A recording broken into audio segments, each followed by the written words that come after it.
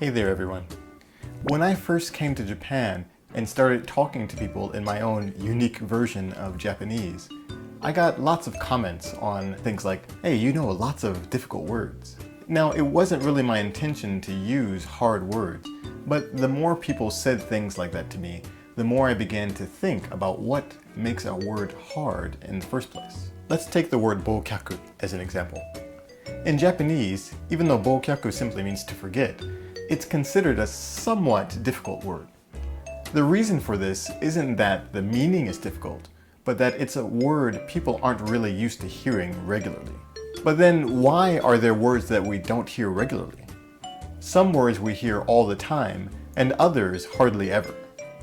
The answer is simple. Not all words are equal.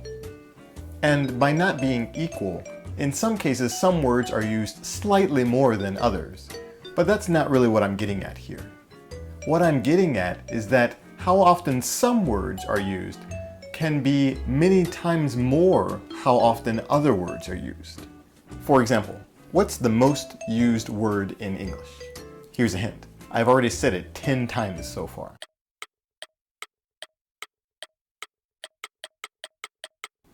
Did you get it? It's the word the. The word the makes up about 6% of all English written and spoken. Without using the word the properly, you cannot use English properly. Okay then, let's compare the with some other words. How about difficult? The word difficult makes up about 0.02% of spoken and written English. What about kite? 0.000432%. Now, vocabulary study takes a long time. That's true. But it's not really that hard if you use a good study method. In my opinion, knowing what words to study is far more difficult. However, if you can know the relative importance of words, or as it's called in linguistics, the usage frequency of words, then you can learn what words are used in conversations or in writing by native speakers. And if you have that information, your vocabulary acquisition will go much more smoothly. We can categorize all vocabulary in terms of their frequency. Generally, words are broken up into groups of thousands. The most frequently used 1,000 words are called band 1. The next most frequent 1,000 words is called band 2, and so on and so forth. The term high-frequency vocabulary most often refers to bands 1 to 3. Bands 4 and higher refer to low-frequency domain-specific vocabulary. As a rule, vocabulary should progress from high-frequency words to low-frequency words to domain-specific words. The reason for this is that the high-frequency vocabulary words are essential for general communication. You can't have smooth communication without knowing these words. Let's look at an example. A and B are having a conversation. Good morning, B. How are you doing today? Well, not so good, A. My back hasn't been feeling so great recently. Really? What's wrong? I'm not sure. Maybe I slept the wrong way, or maybe it's stress. This is a short conversation, yes, but as you can see, all of the words come from band 1 and band 2. Let's look at another example. I maintain that the possibility of this proposal's failure is extremely low, and the benefits will be immediately obvious to anyone. The failure to accept it, however, will result in immediate trouble for our institution, and someone will have to take responsibility. The words in this example also all come from bands 1 and 2. The first example was a simple conversation, but the second is set in some boardroom meeting and is comparatively more complex. Of course, you have to have an understanding of the grammar as well as the different collocations that are used. But the point is, high-frequency vocabulary is used across a wide range of settings. And saying that doesn't really do them justice. To put it more strongly, high-frequency vocabulary words are the core of English vocabulary. So, if you are not well acquainted with these words, then you will never be able to use English well. So, you might be wondering how to get a hold of these high-frequency words.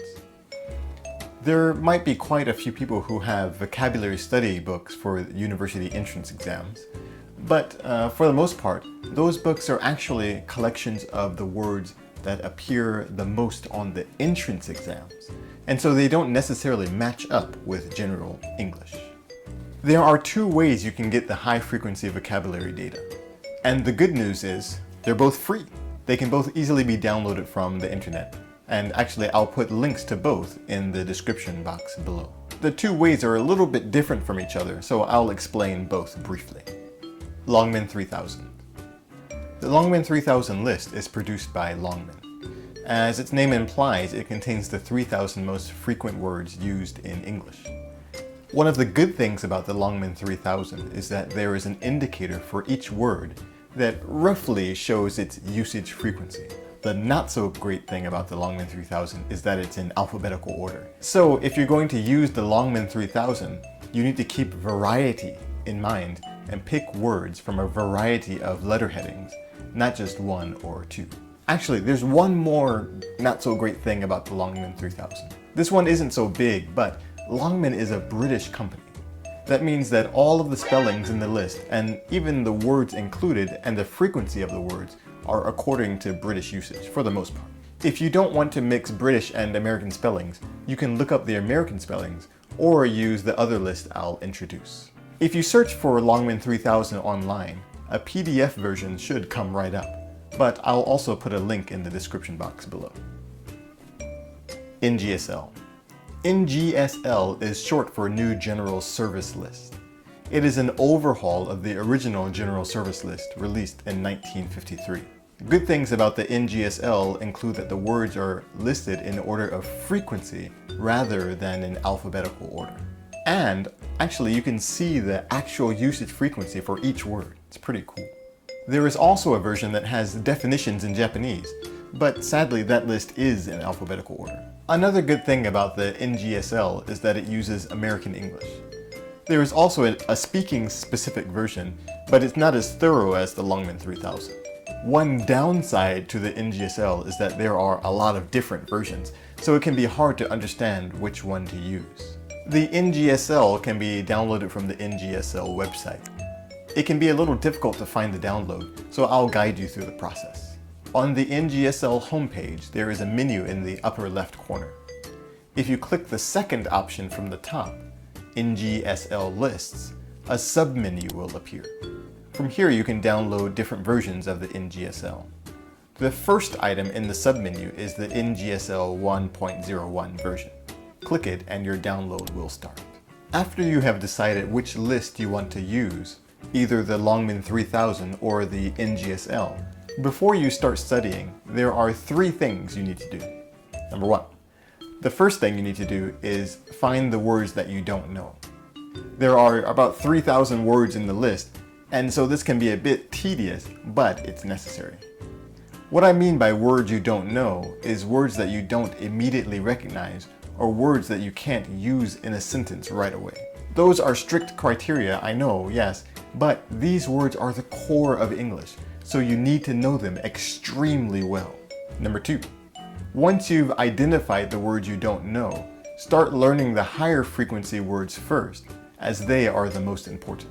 If you're using the Longman 3000, words marked W1 or S1 are the highest frequency words. If you're using the NGSL, the Band 1 words are the highest frequency words. Number three, as you study, choose words according to the three guidelines. 1, a little at a time. Don't try to do too much at one time. 2, variety. Words that you study at the same time should differ in meaning, shape, and pronunciation. 3, KISS, keep it simple. Keep your study method as simple as possible. If you adhere to these three guidelines, your studying should go pretty smoothly. Learning these high-frequency vocabulary words may sound like a pain in the butt, but I can't stress the importance of knowing these words enough. Trying to use English without knowing these words will be so much more difficult. Even if you were to start from absolute zero, learning 60 words a week would enable you to finish all of the words in 1 year. But most people already know a lot of this core vocabulary, so you really only need to study the ones that you don't know.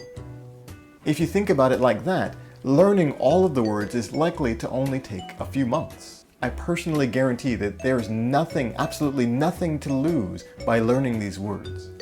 As you learn them and get used to seeing them in context, your overall English level will increase dramatically.